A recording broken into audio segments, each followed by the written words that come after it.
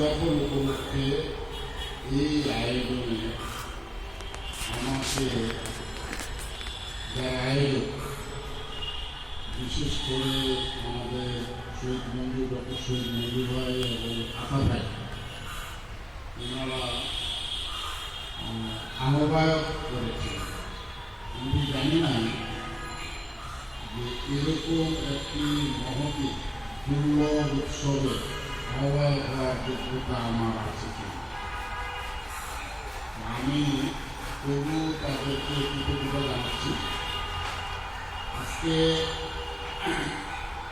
নজরুলের বিদ্রোহী কবিতা 102তম শতবার্ষিকী, যেটা 1922 সালে লিখিত।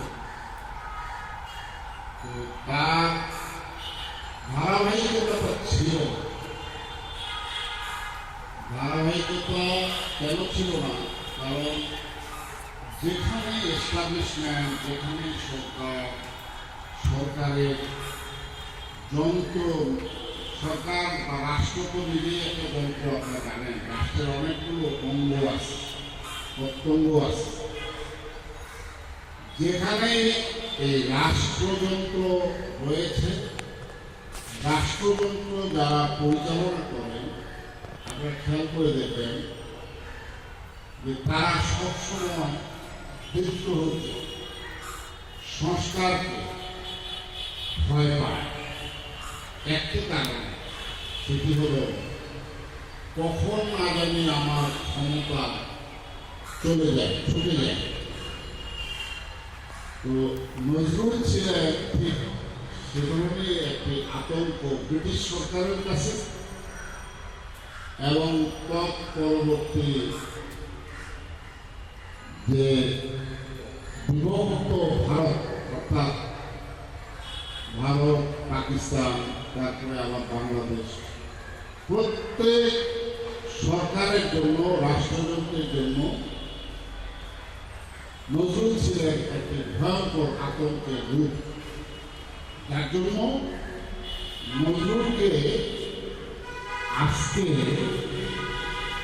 তার পরলোক গমনে এবং তার জন্মে 148তম বর্ষে গিয়ে স্বীকৃতি দিতে হলো নজরুলকে জাতীয় কবি।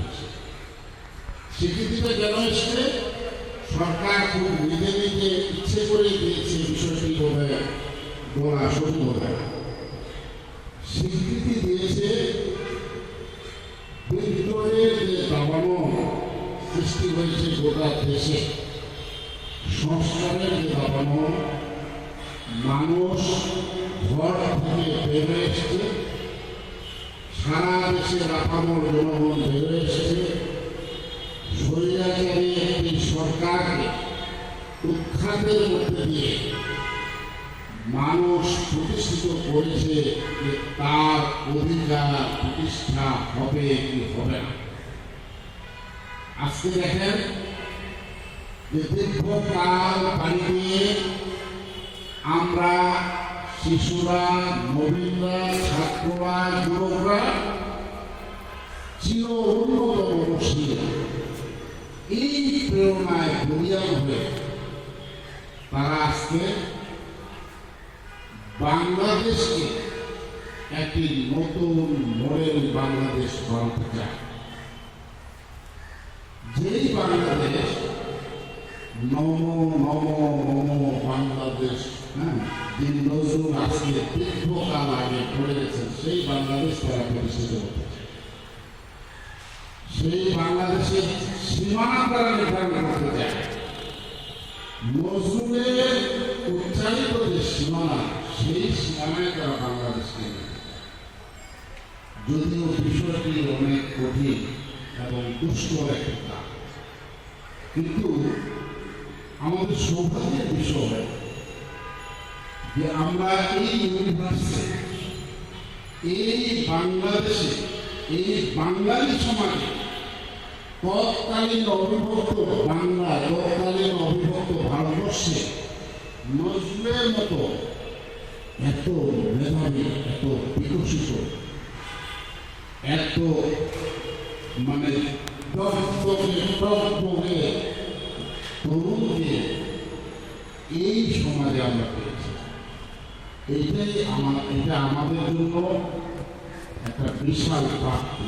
আমাদের জন্য অমুক সরকার অমুক প্রধানমন্ত্রী ডক্টর অমুক ইত্যাদি কিন্তু বিষয় না।